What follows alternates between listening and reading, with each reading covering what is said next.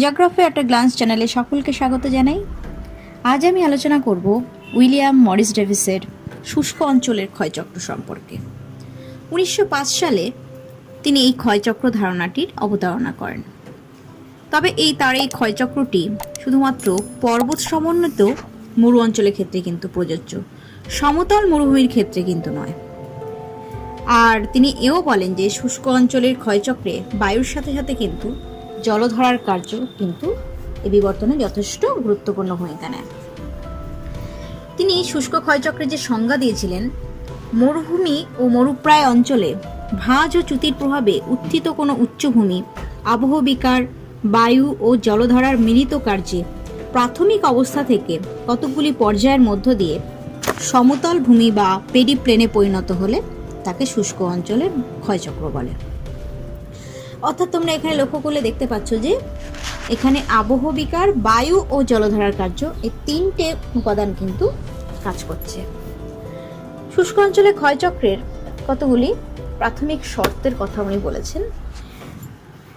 প্রথমত, শুষ্ক মরু পরিবেশ অর্থাৎ বার্ষিক গড় বৃষ্টিপাত 25 সেন্টিমিটার কম হতে হবে, তাহলেই এই ক্ষয়চক্র সম্পন্ন হতে পারবে।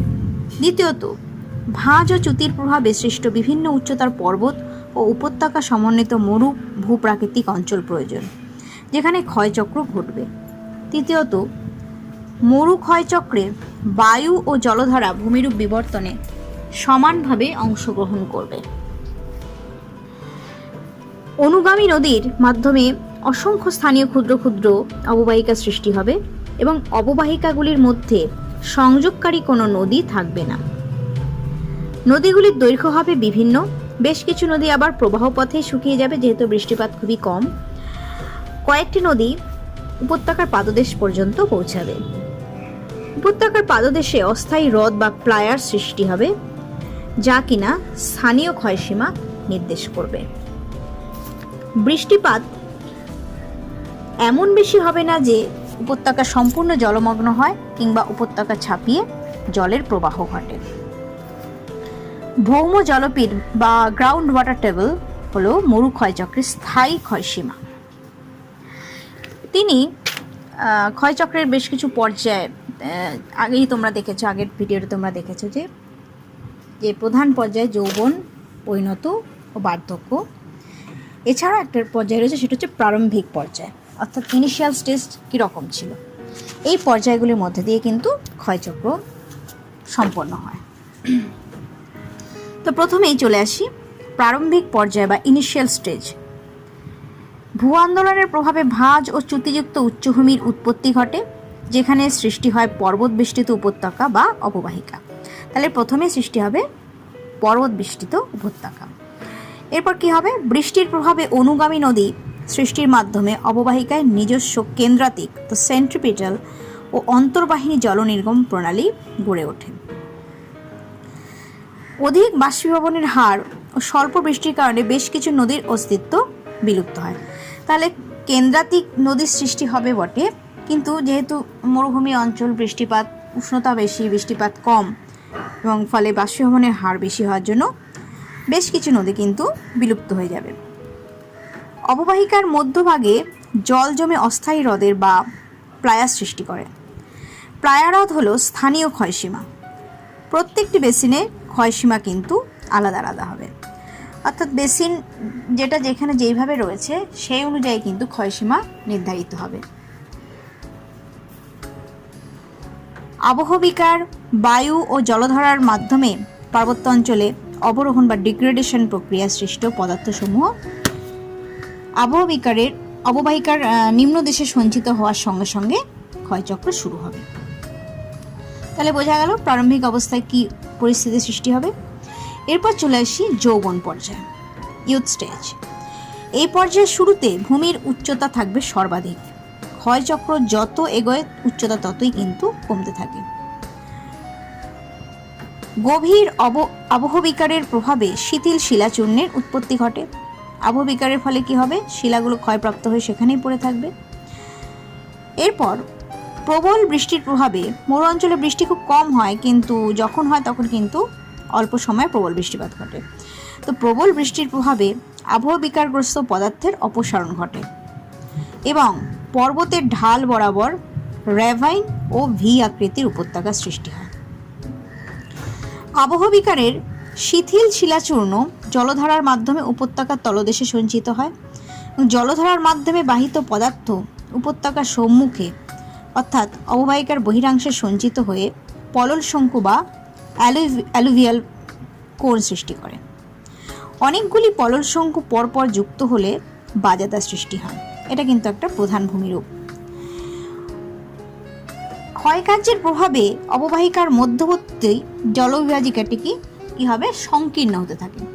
প্রাথমিক অবস্থায় চওড়া থাকে, এরপরে কি হবে, ক্ষয়ের ফলে সেটা সংকীর্ণ হতে থাকে।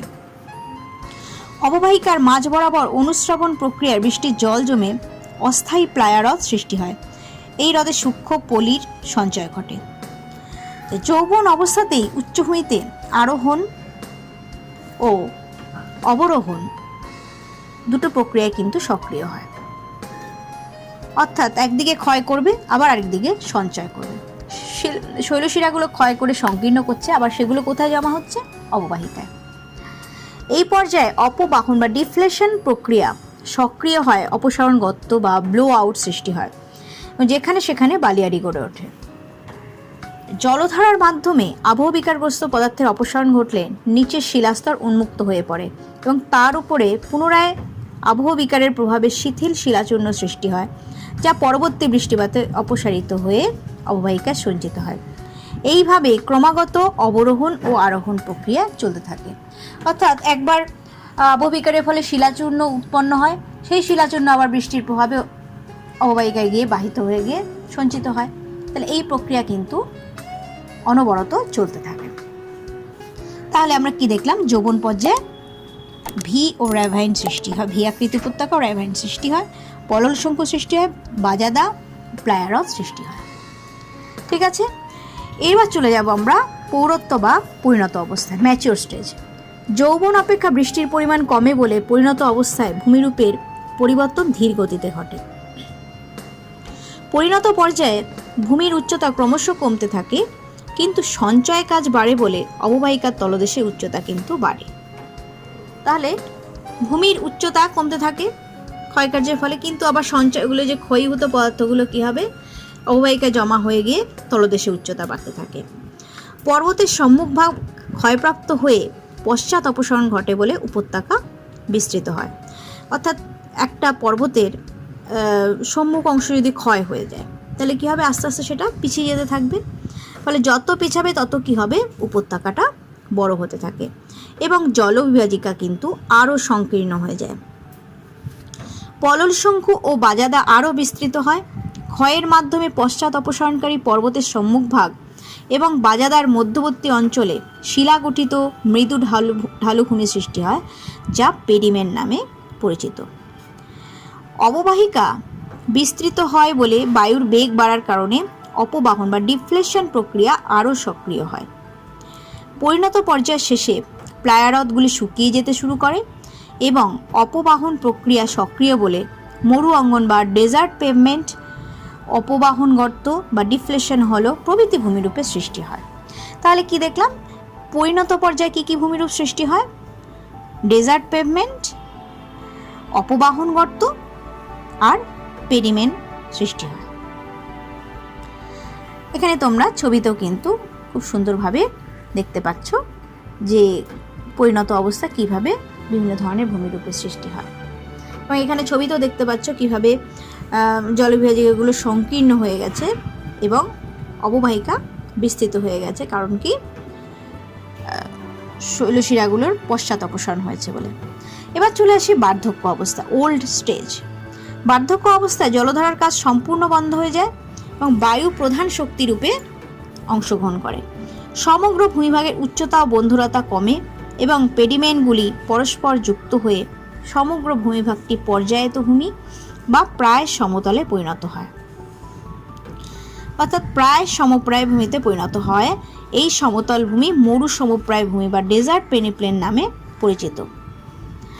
এটা ডেভিস নামকরণ করেছিলেন মরু সমপ্রায় ভূমি, ডেজার্ট পেনিপ্লেন। মরু সমপ্রায় ভূমিকে এসি লওসন আবার প্যান ফ্যান বলে অভিহিত করেছেন। এলসি কিং ও এডি হাওয়ার্ড উনি বলেছেন এটার নাম পেডিপ্লেন।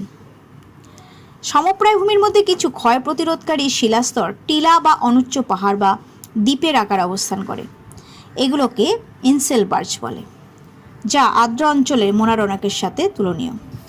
আমরা আগে যে নর্মাল সাইকেল অফ ইরোশনে কী দেখেছিলাম, যে সেখানে সমপ্রায় ভূমিকে উনি কী বলেছেন, পেনিপ্লেন, আর এই মরু অঞ্চলের সমপ্রায় ভূমিকে উনি নামকরণ করেছেন, ডেভিস নামকরণ করেছেন ডেজার্ট পেনিপ্লেন। তো ডেজার্ট পেনিপ্লেনের অনুচ্চ পাহাড়গুলোকে বলা হয় ইনসেলবার্চ, আর নর্মাল সাইকেল অফ ইরোশনে পেনিপ্লেনের সমপ্রায় ভূমিতে নাম হলো মোনারোনা। বায়ুর কাজ সক্রিয় বলে অপবাহন গর্ত ও বালিয়াড়ি প্রভৃতি ভূমি সমপ্রায় ভূমিতে গড়ে ওঠে।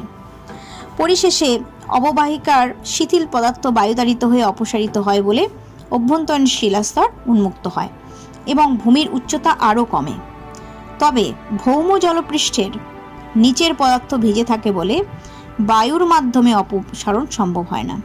অতএব ভৌম জলপৃষ্ঠ হল শুষ্ক ক্ষয়চক্রের প্রকৃত ক্ষয়সীমা। এর নিচে কিন্তু আর ক্ষয় করা সম্ভব নয়। আর আমরা আর্দ্র অঞ্চলে কি দেখেছিলাম নর্মাল সাইকেল অফ ইরোশনে, ওখানে সমুদ্রতল হলো বেস লেভেল অফ ইরোশন। আচ্ছা, ওনার এই ক্ষয়চক্রের কিছু সমালোচনা রয়েছে। প্রথমেই বলেছিলাম আমি যে ডেভিস মার্কিন যুক্তরাষ্ট্রের দক্ষিণ পশ্চিমের পর্বত বেষ্টিত মরুভূমি অঞ্চল পর্যালোচনা করে তার শুষ্ক অঞ্চলে ক্ষয়চক্র ধারণাটির অবতারণা করেছিলেন। যেহেতু পৃথিবীর সকল মরুভূমি পর্বত বেষ্টিত বা পার্বত্য অঞ্চলময় নয়, তাই তার এই মতবাদ কিন্তু পৃথিবীর সকল মরুভূমির ক্ষেত্রে প্রযোজ্য হবে না। তাহলে আজকে তোমরা মরু ক্ষয়চক্রটা নিশ্চয়ই বুঝতে পেরেছো। তো আজকে আমরা এই ক্ষয়চক্র পড়ে কি কি জানতে পারলাম, শুষ্ক অঞ্চলের ক্ষয়চক্র কাকে বলে, শুষ্ক অঞ্চলে ক্ষয়চক্রের শর্ত ও পরিবেশগুলো কী, এছাড়াও শুষ্ক অঞ্চলে ক্ষয়চক্রের বিভিন্ন পর্যায়ের বৈশিষ্ট্য ও ভূমিরূপগুলি সম্পর্কে তোমরা জানতে পারলে।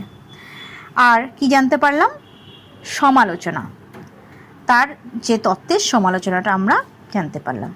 তো আজ তোমাদের জন্য এই অধ্যায়টা থেকে কিছু প্রশ্ন রয়েছে, সেগুলো তোমরা এই ভিডিওটি দেখলে অবশ্যই খুব ভালোভাবে করতে পারবে। তার সাথে কিন্তু পড়তে হবে অবশ্যই বইটি। তো আজকের প্রশ্নাবলীগুলো হলো: 1. শুষ্ক ক্ষয়চক্রের সংজ্ঞা দাও। 2. শুষ্ক অঞ্চলে ক্ষয়চক্রের বিভিন্ন পর্যায়ের বৈশিষ্ট্য ভূমিরূপ সম্পর্কে আলোচনা করো। প্যান ফ্যান কী, পেডিপ্লেন কী, ইনসেলবার্চ কাকে বলে, শুষ্ক ক্ষয়চক্রের প্রকৃত ক্ষয়সীমা কী। তাহলে তোমরা এই প্রশ্নগুলোর উত্তর বাড়িতে বসে করে ফেলো। আর এই সম্পর্কিত যদি কোনো তোমাদের প্রশ্ন থাকে অবশ্যই কমেন্ট বক্সে কমেন্ট করবে। তোমরা বাড়িতে পড়ো, সুস্থ থাকো, ভালো থেকো। ধন্যবাদ।